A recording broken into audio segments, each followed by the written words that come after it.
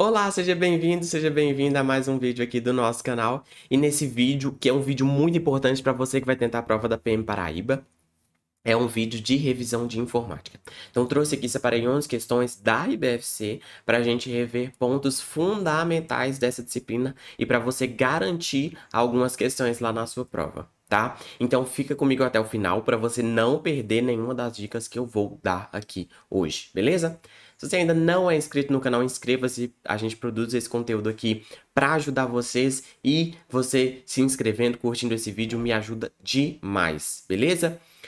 Eu sou o professor Igor Albert e ensino informática, matemática e raciocínio lógico, e nesse canal aqui a gente fala muito disso. Então, se você é concurseiro, tá aí nessa vida, tá com esse planejamento de ser aprovado em um concurso, junte-se a nós, porque aqui você vai aprender muita coisa importante que vai te ajudar com certeza. Beleza?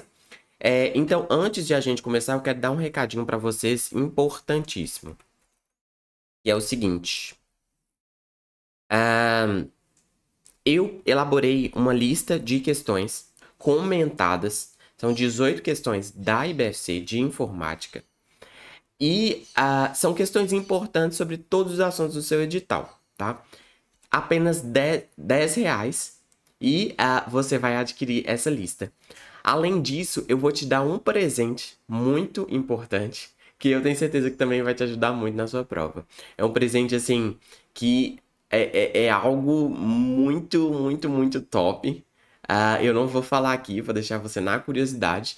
E é R$ 10, tá? Por R$ 10 você leva as questões comentadas e também esse mega presentaço, que vai ser algo que vai te ajudar muito na sua prova de informática lá amanhã, né? Hoje é sábado, amanhã já é a prova.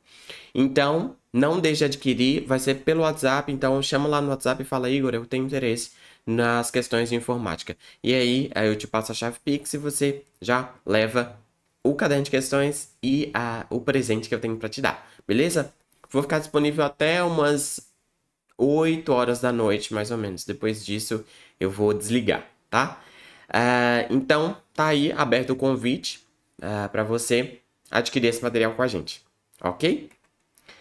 Galera, lembrando que a IBFC não é uma banca muito difícil. Então, se você memorizar aqueles principais pontos do edital, que ela sempre gosta de cobrar, você tem uma chance de sair muito bem, beleza? E toma cuidado, porque muitas vezes você menospreza uma disciplina, você menospreza algum conteúdo ali, e aí vai bem na prova, vai bem naquilo que você se preparou, e perde ali naquela disciplina. E perde muitas vezes até a ponto de você não ir para a próxima fase porque você não obteve a pontuação mínima da disciplina. Nesses últimos concursos eu tenho visto isso acontecer, né? A pessoa vai bem no geral e aí perde, por exemplo, em raciocínio lógico e informática. Então toma muito cuidado para isso não acontecer com você, ainda mais considerando que a IBFC não é uma banca difícil. Então a gente tem todas as condições de conseguir uma boa pontuação lá, beleza? Então vamos para essas questões que eu separei aqui hoje, bora lá? Primeira questão, uma questão de internet. Quanto aos conceitos básicos sobre internet e intranet e de correio eletrônico, analise as afirmativas abaixo e dê valores V ou F. A intranet é uma subdivisão da internet, dividida pelos continentes do mundo. Opa, muito falso. Galera, o que é intranet? É intra, é dentro, é uma rede restrita de uma empresa, por exemplo. Então, só os funcionários têm acesso, é uma rede interna da empresa. Então, não é uma rede que está aí por continentes do mundo, em geral. E não é uma subdivisão da internet, tá? Então, falso. Lembrando que extranet é quando você disponibiliza a intranet para clientes, para parceiros de negócio, para fornecedores. Então, você, além de ter a intranet para os colaboradores internos, você na extranet disponibiliza essa intranet para pessoas externas. Claro, aquelas pessoas vinculadas ao seu negócio, né? Pode-se utilizar o correio eletrônico por meio dos navegadores. Perfeito. Quando você acessa, por exemplo, gmail.com, é para acessar o seu e-mail da Google através do navegador. Então, perfeito. Tanto a internet como a intranet utilizam o protocolo TCP/IP, perfeito. São os dois protocolos mais importantes da internet e que focam justamente nessa comunicação dos dados de forma segura. Então, quando eu envio os dados, eu garanto que esses dados vão chegar na ordem, vão chegar de forma íntegra para quem eu enviei nessa comunicação pela internet. tá? Então, esses dois protocolos são os dois principais protocolos, e a gente então fala que a internet é inclusive a rede TCP/IP. Lembre-se também que internet, intranet e extranet funcionam basicamente da mesma forma, com os mesmos protocolos. Então, não é que a intranet e a extranet funcionam com protocolos diferentes. Não é. É só a abrangência que é diferente, tá? A internet vincula o mundo inteiro, enquanto a intranet está vinculada a uma empresa, a uma organização, e a extranet é quando eu pego essa intranet da empresa e disponibilizo acesso para outras pessoas externas, como funcionários, como clientes, fornecedores, tá bom? Então aqui ficou FVV alternativa C, facílima, conteúdo importante, pode ser que tenha uma questão lá de intranet na sua prova. Então, muita atenção, tá?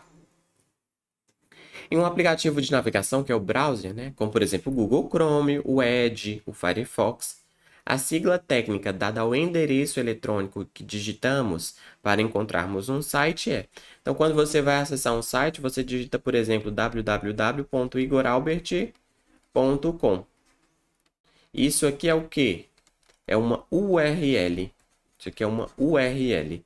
É um localizador uniforme de recurso. É um endereço desse site. Mas lembre-se que URL é bom para nós humanos. A gente gosta de memorizar palavras, a gente acha mais fácil. Mas na internet os endereços são todos numéricos, são os endereços IP.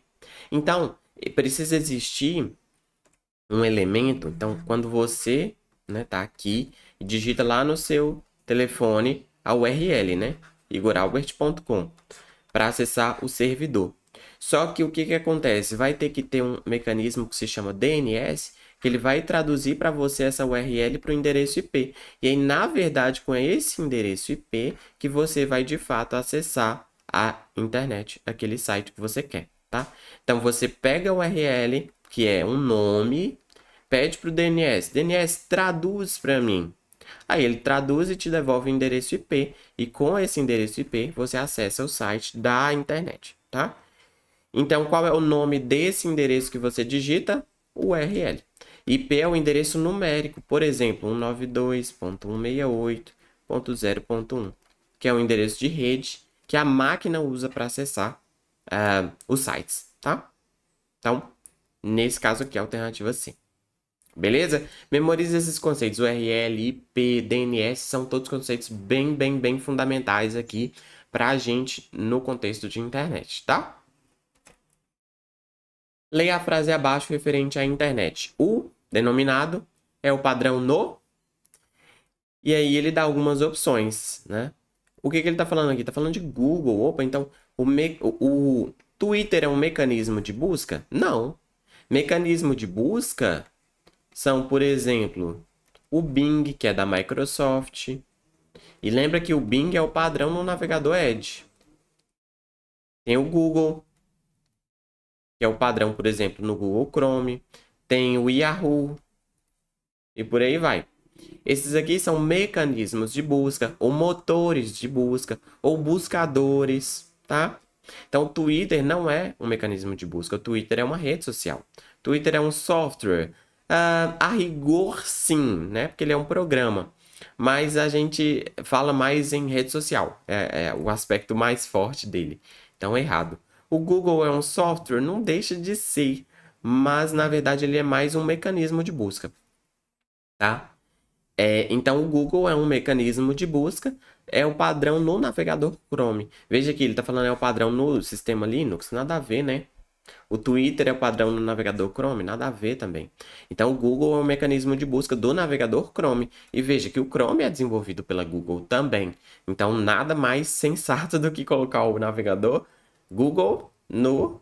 Desculpa, o navegador Chrome com o padrão de busca no Google, né? Porque é da mesma fabricante. Da mesma forma, o Edge é fabricado e é construído pela Microsoft. Então, nada mais sensato do que colocar o padrão lá, o Bing, o buscador padrão, porque também é da Microsoft, tá? Então, faça essa associação. Então, neste caso, a alternativa correta é a alternativa D de dado. Questão 4. Quanto aos conceitos básicos sobre correios eletrônicos, analise as afirmativas abaixo e assinale a alternativa correta.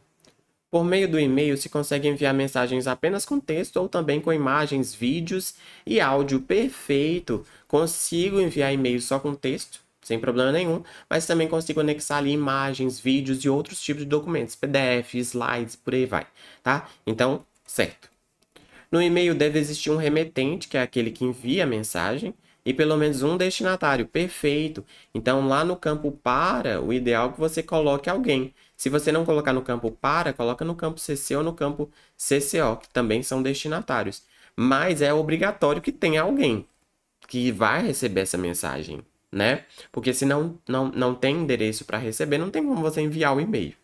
Então, perfeito. Remetente normalmente a gente não coloca porque é a conta que está logada. Se eu estou mandando da minha conta de e-mail, o remetente sou eu. Então o sistema já coloca ali o meu endereço como o endereço de remetente, tá? O e-mail se trata de um modo de comunicação assíncrona, o que quer dizer que não é necessário que haja a presença simultânea do remetente e destinatário. Quem recebe a mensagem pode lê-la e a responder em outro momento. Perfeito. Então, não quer dizer que eu e você precisamos estar conectados à internet ou conectados no e-mail para que essa comunicação aconteça. Eu envio o e-mail, quando você se conectar ao seu e-mail, você acessa. Então, por isso que a gente fala que é uma comunicação assíncrona, tá? Então, correto também. Então, as três estão corretas. Questão 5. Relacione as duas colunas quanto aos principais aplicativos para edição de textos, planilhas e editor de apresentações.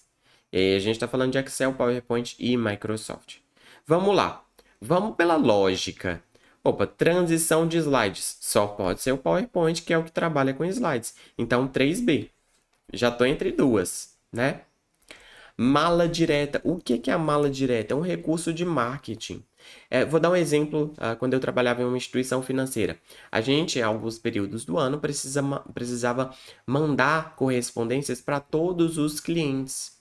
E aí, o que a gente fazia? A gente criava um recurso de mala direta ali, que é baixar um banco de dados com os nossos dados dos clientes e montar etiquetas a partir desses dados. Então, não era que eu ia montar uma etiqueta por vez. Eu ia montar um modelo de etiqueta e com o banco de dados, ele ia puxar os dados e preencher esse modelo com todos os clientes. Então, eu não precisava montar 1000 etiquetas. Eu montava um modelo e a partir desse recurso de mala direta do Word, ele pegava a nossa base de dados e colocava os dados ali naquele modelo e fazia todos de uma vez. Então, esse é o recurso de mala direta. É quando você precisa mandar correspondências para várias pessoas de uma vez e você tem um banco de dados dessas pessoas. Com esse banco de dados, você linka ele no Word e ele consegue montar, a partir de um modelo que você fizer, aquela carta ou aquela etiqueta, que era o nosso caso, ou outros recursos de comunicação também. Então, o mala direta é um recurso do Word, tá? Então, 2C. E aí, já matamos, né? Mas vamos comentar sobre a tabela dinâmica. Pensa que você tem no Excel os seguintes dados. Você tem um cliente, você tem os produtos que ele comprou, o valor que ele o valor que ele pagou por aquele produto e por aí vai.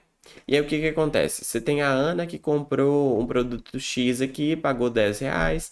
Tem a Ana que comprou um outro produto Y aqui, pagou R$20. Tem a Ana que comprou outro produto aqui e por aí vai, tá? E aí, além da Ana, claro, você vai ter vários outros clientes que compraram vários outros produtos. E aí você fala, nossa, eu queria resumir esses dados. Eu quero ver, por exemplo, quanto que a Ana já comprou comigo, em dinheiro mesmo. Então, você pode usar esse recurso da tabela dinâmica para resumir os dados. Então, a tabela dinâmica vai fazer o quê? Ela vai pegar essa tabelinha sua aqui e te permitir montar uma outra. Só que essa outra vai trazer os dados resumidos. Então, vai apontar aqui o cliente e o quanto gastou. Então, a Ana gastou isso, o Igor gastou isso, o Ivo gastou isso. Então, ele vai conseguir resumir esses dados para você e também é bem personalizável. Além de olhar, por exemplo, por cliente, você pode olhar por produto. Quantos clientes compraram arroz? Quantos clientes compraram feijão? Quantos clientes compraram macarrão? Quanto foi vendido de arroz? Então, veja que é um mecanismo bem de análise mesmo. Eu consigo resumir os dados para analisá-los e tomar algum tipo de decisão. Opa, se eu estou vendendo mais arroz, eu vou comprar mais arroz e investir mais em marketing de arroz. Então, é um mecanismo justamente para a gente tomar decisões, beleza? Então, é um mecanismo justamente do Excel. Portanto, a alternativa A. Questão 6. Quanto ao editor de texto do Word do pacote Microsoft Office, analise as afirmativas a seguir e dê valores V ou F. Somente no Excel é que se pode criar tabelas. No Word não existe esse recurso. Incorreto. Na aba Inserir, né, na guia Inserir do Word, você consegue inserir tabelas perfeitamente, tanto no Word quanto no PowerPoint. Inclusive, você consegue inserir tabelas do Excel. Então, você consegue inserir uma tabela com a interface do Excel e lá dentro do Word, você vai poder inserir fórmulas, inserir outros tipos de dados que são nativos do Excel. Então, essa integração entre essas ferramentas da Microsoft é bem forte. Você consegue, em geral, usar os recursos de uma ferramenta em outra. De forma mais notável, você consegue usar os recursos do Excel no Word, no PowerPoint. Beleza? Essa está incorreta. A função matemática de somar não está disponível no Word. Errado. Se eu consigo integrar uma tabela lá do Excel, aí eu consigo usar as funções do Excel. Não é possível inserir fórmulas matemáticas no Word. Errado. Mais uma vez, se eu consigo integrar o Excel lá dentro, eu consigo usar as fórmulas do Excel. Então, todas são falsas. A alternativa é. Questão 7. O comerciante está tendo que criar uma forma de referenciar o peso X, o peso vezes o valor da mercadoria. Para tanto, ele criou como segue. Ele criou a tabela, na verdade, que se segue, né? A IBFC tem uns problemas nos enunciados em geral. Onde, a partir dos dados da embalagem, ele tem uma referência em peso versus o valor, na mesma proporção. A fórmula que ele deve colocar na célula D2 e em seguida arrastar para as demais é indicada na alternativa.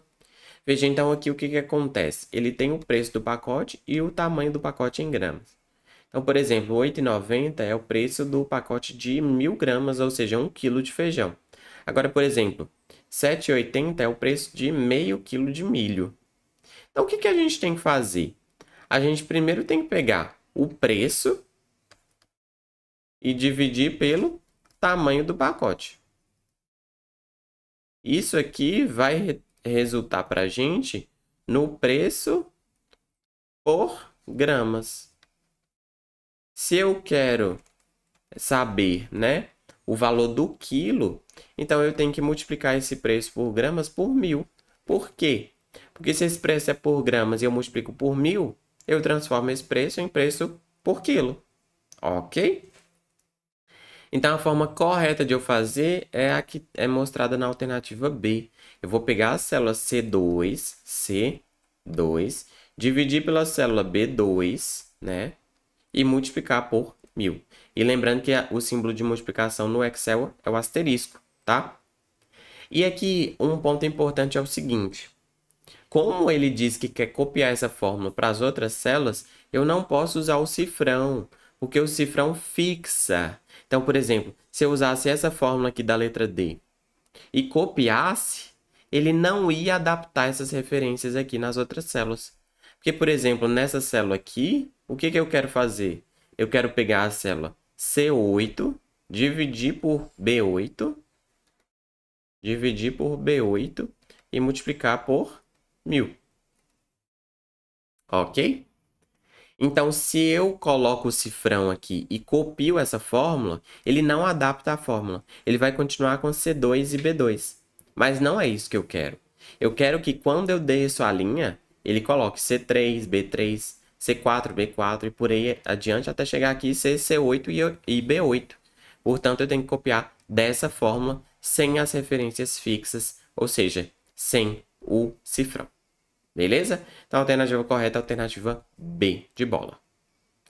Isso que a gente está comentando aqui é referências absolutas e referências relativas. Então, quando você coloca o cifrão antes da linha e da coluna, você está fixando aquela linha e aquela coluna. Então, quando você copia essa fórmula, ele deixa fixo o que está lá.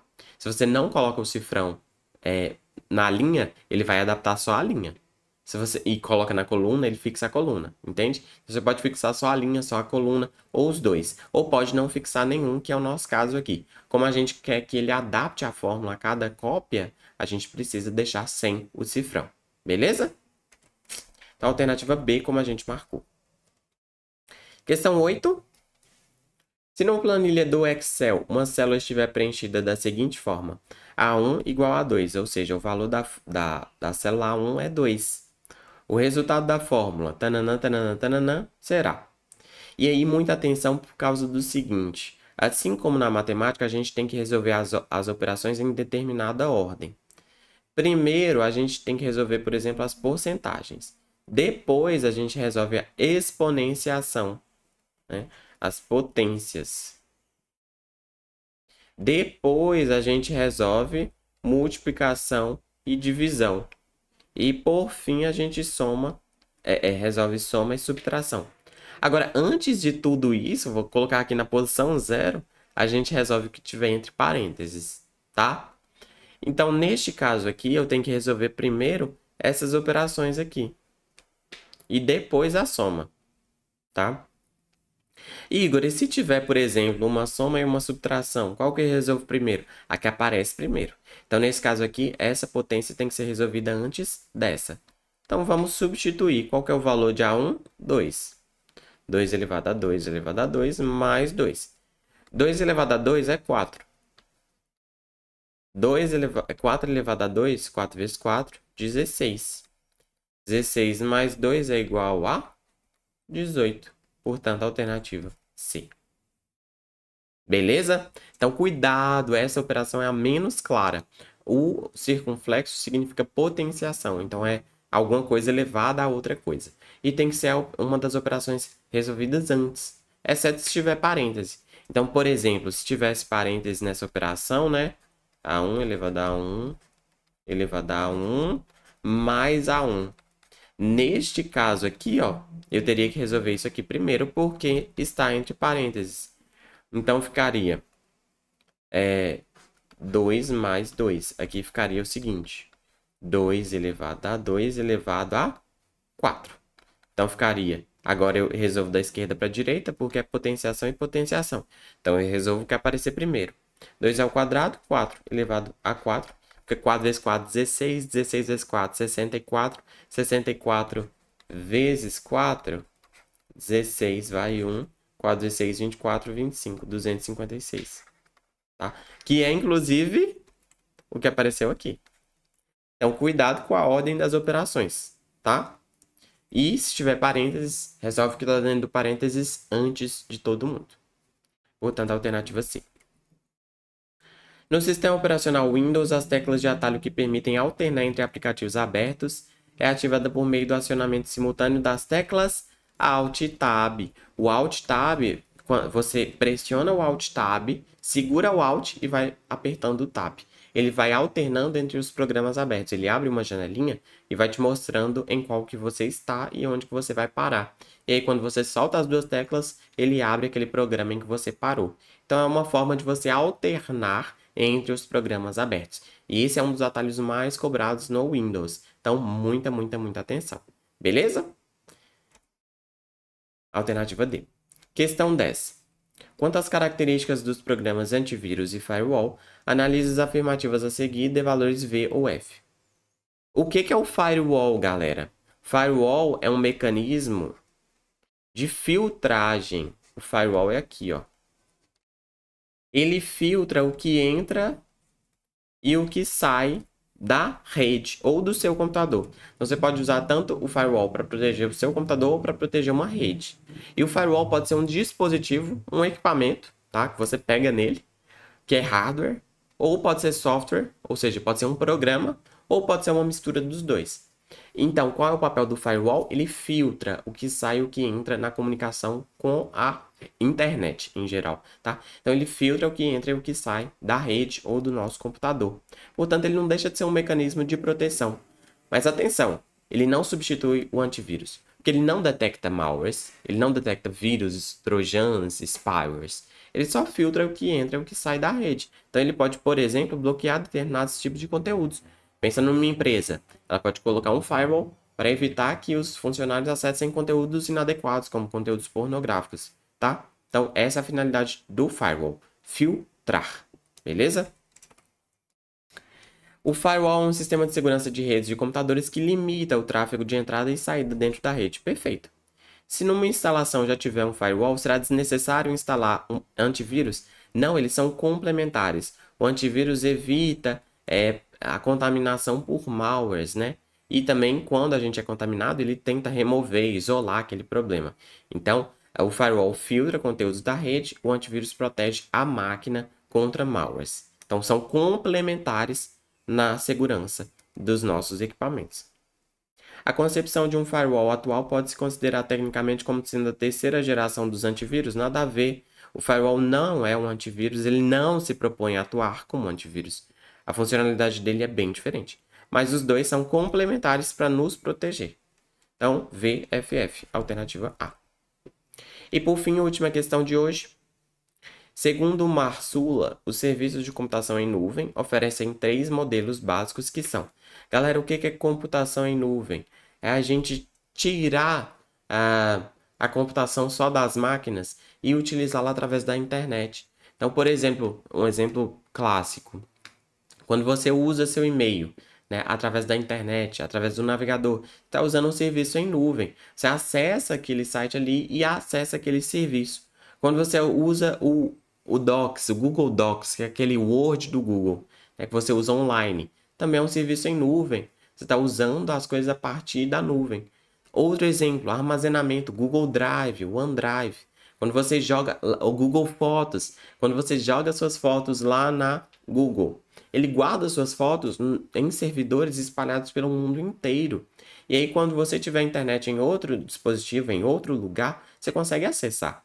Então, essa é a diferença de abordagem. Antes, a gente tinha que ter tudo guardado aqui no computador, no HD.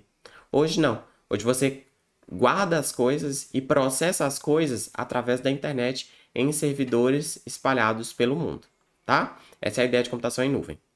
E aí tem 3 tipos importantes, que são o SaaS, que são softwares como serviço. Por exemplo, quando você usa o Google Fotos para guardar suas fotos na nuvem, você está usando um software como serviço. Outro exemplo é o PaaS. Esse aqui já é um pouco mais complexo. Esse aqui serve, por exemplo, para desenvolvedores disponibilizarem aplicativos para uso. Então, é uma plataforma que você coloca seu aplicativo lá e as pessoas vão conseguir acessar esse aplicativo. Então, é uma plataforma como um serviço. O primeiro é software como um serviço. Software as a Service. O segundo é Platform as a Service, tá? E aqui a gente tem o IaaS, que é como a ideia é, você vai ter uma máquina na nuvem, é uma infraestrutura como um serviço. Então você contrata um servidor na nuvem. Então você não tem que guardar o servidor aqui na sua empresa. Você usa através da internet e ele estará disponível, beleza? Então, nesse nível aqui, você tem que cuidar de vários aspectos, como, por exemplo, instalar software, pensar no hardware, pensar na capacidade dele, instalar o sistema operacional. Então, nesse sentido, você contrata uma infraestrutura, máquinas mesmo, como um serviço. E aí a ideia é que as empresas disponibilizam esses tipos de softwares, de aplicações, de serviços, e você paga à medida que você usa. A nuvem também tem essa vantagem. Você paga o quanto você usar, o quanto você precisar. Se você em determinado momento precisar aumentar a capacidade, você contrata mais capacidade. Se precisar reduzir, você reduz essa capacidade. Beleza? Então é bastante fácil nesse sentido e flexível. Então, esse é e esse não é. PaaS, que é a plataforma como serviço, IaaS, que é infraestrutura como serviço, e SaaS, que é software como serviço. Então, da relação apresentada, só 1, 3 e 4, alternativa D. E aí, a gente finaliza por aqui. Lembre de se inscrever no canal, deixar o like e o nosso produto que está lá, tá aqui na descrição também do vídeo. E é uma apostila com questões resolvidas, 18 questões para você aproveitar nessa reta final. R$10, chama a gente no WhatsApp. O WhatsApp eu deixei nos primeiros momentos desse vídeo e aqui na descrição também. Muito obrigado pela atenção, desejo muito sucesso lá na sua prova e depois me dê notícias. Se você conseguiu pontos a partir dessa aula aqui, se você conseguiu pontos assistindo os nossos materiais aqui do canal, isso vai ser muito importante para mim, beleza? Muito obrigado e espero ver você em breve. Até logo e falou!